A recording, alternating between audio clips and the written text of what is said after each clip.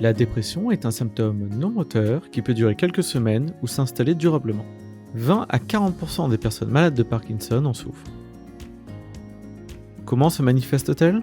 Il existe différentes manifestations de la dépression qui peuvent être d'ordre émotionnel, cognitif ou encore physique, variables selon chaque personne.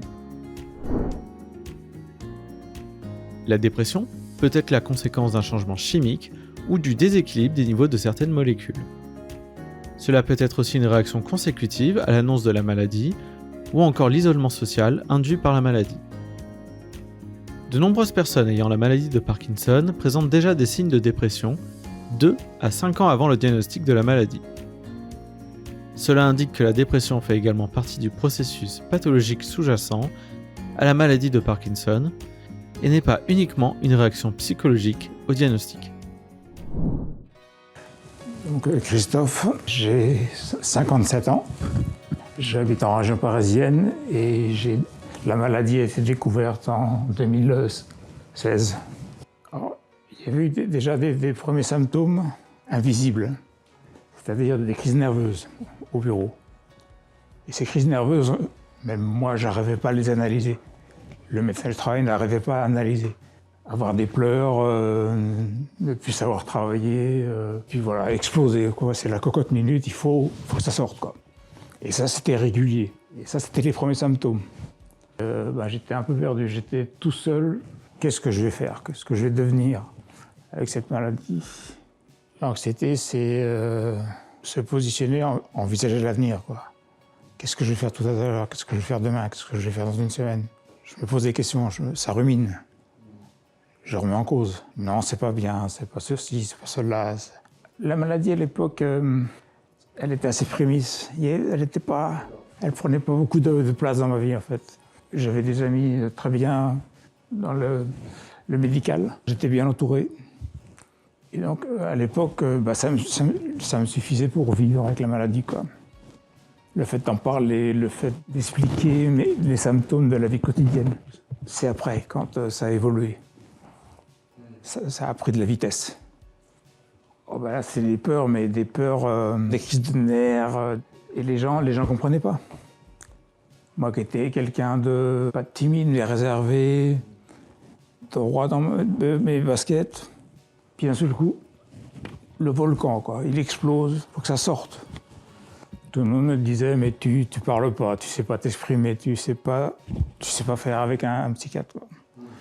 J'en ai cherché, j'en ai consulté des psychiatres. Et puis à chaque fois, je parlais pas. Je passais une demi-heure dans ce cabinet, et puis au bout du compte, on s'était dit bonjour, au revoir. Et puis un soir, j'étais très mal, j'avais passé une semaine difficile.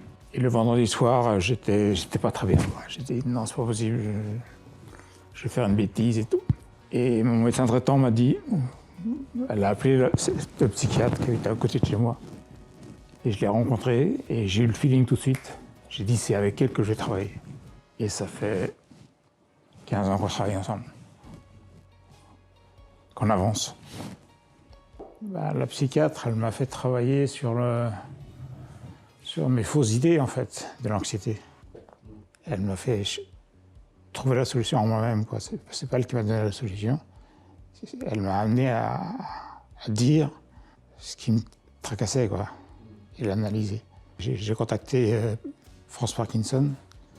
Il proposait un programme justement de trouver une psychologue Parkinson et d'être accompagné pendant quelques séances. Que moi, je voulais comprendre la maladie. Et pour comprendre la maladie, j'en ai parlé avec elle et j'ai identifié un sujet dans la vie courante pour lequel je n'avais pas de réponse, qui était nouveau pour moi.